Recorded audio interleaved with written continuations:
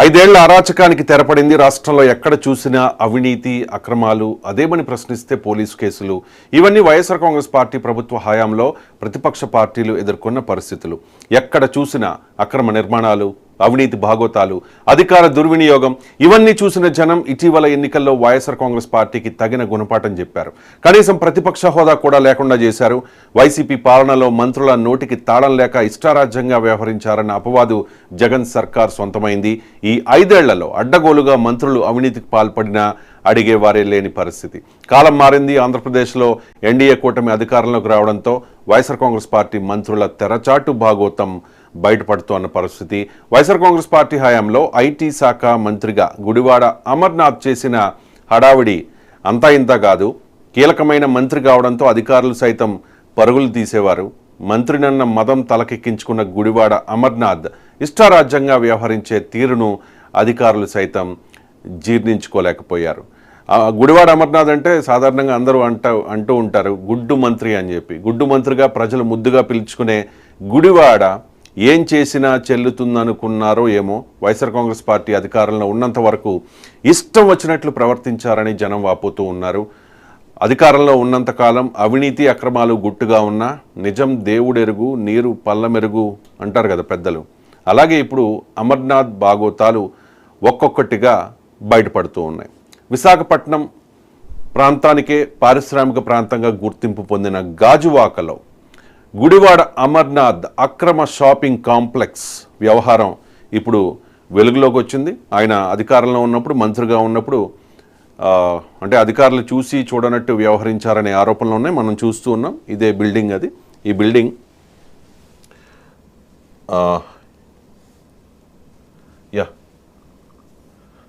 ఇదే బిల్డింగ్, ఇది మనం చూడొచ్చు.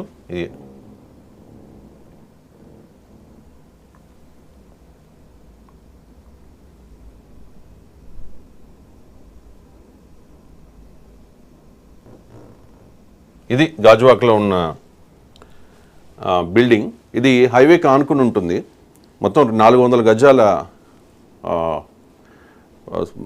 భూమి స్థలంలో ఇదే బిల్డింగ్. ఈ బిల్డింగ్ని నిర్మించారు. అంటే మంత్రి కదా, ఏంటది వడ్డించేవాడు మనవాడైతే ఎక్కడ కూర్చున్నా పర్వాలేదు అంటారు కదా. మంత్రి కాబట్టి ఎటువంటి ఇబ్బంది లేకుండా అనుమతులు ఇచ్చేశారు. అప్పుడు అనుమతులు ఇచ్చేశారు ఇన్ ద సెన్స్ ఎవరు అడ్డుకోలా, ఓకే కట్టుకోండి అన్నారు. కానీ మనం చూడొచ్చు పల్లా శ్రీనివాస్ 2019 ఎన్నికల్లో పవన్ కళ్యాణ్కి వ్యతిరేకంగా అప్పుడు పోటీ చేసి 3వ స్థానానికి మాత్రమే అప్పుడు పరిమితం అయ్యారు. అప్పుడు తిప్పల నాగిరెడ్డి అక్కడ గెలిచారు. ఆయన్ని 2019 నుంచి 24 మధ్య కాలంలో ఎన్ని విధాలుగా అప్పటి గవర్నమెంట్ అంటే జగన్ గవర్నమెంట్ ఇబ్బంది పెట్టిందో మనకు తెలుసు. ఈ ఏదైతే బిల్డింగ్ గుడివాడ అమర్నాథ్ బిల్డింగ్ ఉందో ఆ బిల్డింగ్కి కోతవేడు దూరంలో ఉన్న మరో స్థలంలో పల్లా శ్రీనివాస్ అన్ని అనుమతులు తీసుకుని ఒక బిల్డింగ్ కడితే కక్షపూరితంగా ఈ ఎలక్షన్స్కి ముందే జేసీబీలతో వాటిని కూల్చేయించిన పరిస్థితి. అంటే కక్ష ఆ రకంగా ఉంది. అంటే అనుమతులు ఉండి సవ్యంగా అన్నీ చేసుకున్నా కూడా ఇబ్బంది పెట్టే ప్రయత్నం కక్షపూరితంగా చేశారు అన్నది ముఖ్యంగా గుడివాడ అమర్నాథ్ మీద ఉన్న అపవాదు. ఇక అమర్నాథ్ జాతీయ రహదారికి ఆనుకుని అడ్డగోలుగా 5 అంతస్తుల షాపింగ్ మాల్ను నిర్మించారు. జీవీఎంసీ నుంచి ఎలాంటి అనుమతులు లేకుండానే భవన నిర్మాణం పూర్తి చేశారు. దీనికి సమీపంలోనే ప్రస్తుత టీడీపీ రాష్ట్ర అధ్యక్షుడు గాజువాక ఎమ్మెల్యే పల్లా శ్రీనివాస్కు చెందిన భవనాన్ని కూడా వైఎస్ఆర్ కాంగ్రెస్ పార్టీ హయాంలో నిబంధనల పేరిట అధికారులు కూలగొట్టేసిన పరిస్థితి. సో గాజువాకలోని చట్టివానిపాలెం వద్ద హైవేకు ఆనుకుని అమర్నాథ్కు సుమారు 400 గజాల స్థలం ఉంది. అందులో వాణిజ్య సముదాయం నిర్మాణం కోసం అనుమతి కోరుతూ జీవీఎంసీకి 2 ఏళ్ల కిందట ఆన్లైన్లో ప్లాన్కు అప్రూవల్ కోసం దరఖాస్తు చేసుకున్నారు. దరఖాస్తు ఫీజు కింద 10,000 కూడా చెల్లించారు. అయితే భవన నిర్మాణం కోసం ప్రతిపాదించిన స్థలం జాతీయ రహదారికి ఆనుకుని ఉండడం, ఆ రహదారిని భవిష్యత్తులో 80 మీటర్లకు విస్తరించాలని మాస్టర్ ప్లాన్లో పొందుపరచడం. ఈ మాస్టర్ ప్లాన్ ప్రకారం రోడ్డు విస్తరణకు సర్వే నిర్వహించి ఇరువైపులా ఎంతవరకు భూమి అవసరమవుతుందో గుర్తించి జీవీఎంసీ అధికారులు ఆర్డీపీ ఇవ్వాలి. ఒకవేళ ప్రైవేట్ స్థలం కూడా రహదారి విస్తరణకు అవసరమని తేలితే ఆ మేరకు జీవీఎంసీ స్వాధీనం చేసుకుని పరిహారంగా యజమానికి టీడీఆర్ ఇస్తుంది. ఆ ప్రక్రియ పూర్తి కాకముందే మాజీ మంత్రి అమర్నాథ్ భవన నిర్మాణం కోసం చేసుకున్న దరఖాస్తు ఆన్లైన్లో పెండింగ్లో ఉంది. అయినప్పటికీ అధికారం అండతో మంత్రి భవన నిర్మాణం ప్రారంభించేశారు. పైగా నిర్మాణంలో సెట్ బ్యాక్లు కనీసం విడిచిపెట్టలేదు. జీవీఎంసీ పరిధిలో, గ్రేటర్ విశాఖ పరిధిలో భవన నిర్మాణం చేపట్టాలంటే వాటి నిబంధనల ప్రకారం సెట్ బ్యాక్లు వదలాల్సి ఉంటుంది. కానీ ఆ సెట్ బ్యాక్లు ఏమీ కూడా విడిచిపెట్టకుండా, అంటే అధికారం మనదే, మరో కొంతకాలం మనమే అధికారంలో ఉంటాం కాబట్టి ఎవరు ఇబ్బంది పెట్టరు అనే ఉద్దేశంతో రుషికొండ మీద ఏ రకంగా సీక్రెట్గా నిర్మాణాల ప్రక్రియ పూర్తయిందో ఆ విధంగానే గుడివాడ అమర్నాథ్ ఈ నిర్మాణాలని చేపట్టే ప్రయత్నం చేశారు. జాతీయ రహదారిని మాస్టర్ ప్లాన్ ప్రకారం విస్తరిస్తే ఇప్పుడున్న రోడ్డుకు ఇరువైపులా కనీసం 15 అడుగుల వరకు వెడల్పు పెరుగుతుంది. అక్కడ నుంచి రోడ్డు వైపు భవనం ముందు భాగంలో 20 అడుగులు సెట్ బ్యాక్ కింద విడిచిపెట్టాలి. అయితే కనీసం 5 అడుగులు కూడా విడిచిపెట్టలేదు.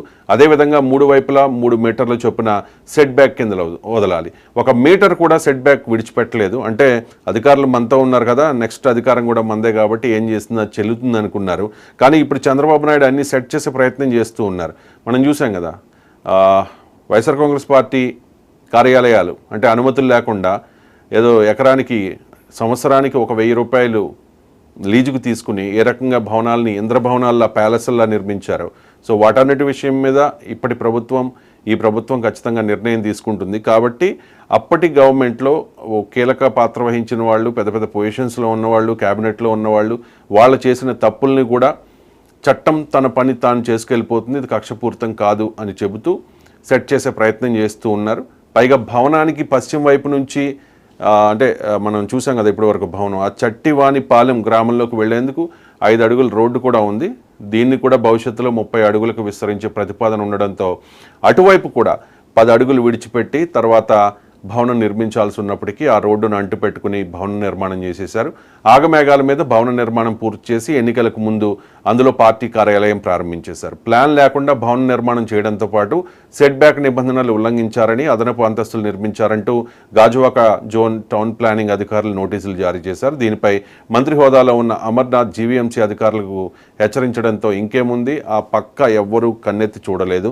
తాజాగా వైసీపీ అధికారం కోల్పోవడం, అమర్నాథ్ కూడా గాజువాక నుంచి పోటీ చేసి ఓడిపోవడంతో అక్రమ భవన నిర్మాణం అంశం బయటపడింది. ఇదిలో ఉంటే ఈ గాజువాక ప్రస్తుత ఎమ్మెల్యే పల్లా శ్రీనివాసరావు అన్ని రకాల నిబంధనల్ని పాటిస్తూ షాపింగ్ కాంప్లెక్స్ నిర్మిస్తుండగా జాతీయ రహదారి విస్తరణకు రూపొందించిన మాస్టర్ ప్లాన్ ప్రకారం 2 అడుగులు ముందుకొచ్చి భవనం నిర్మించారంటూ అప్పట్లో జీవీఎంసీ అధికారులు నానా హైరానా చేశారు. వైఎస్ఆర్ కాంగ్రెస్ పార్టీ ప్రభుత్వ హయాంలో యంత్రాలతో నిర్మాణాన్ని నేలమట్టం చేశారు. దానికి కోతవేట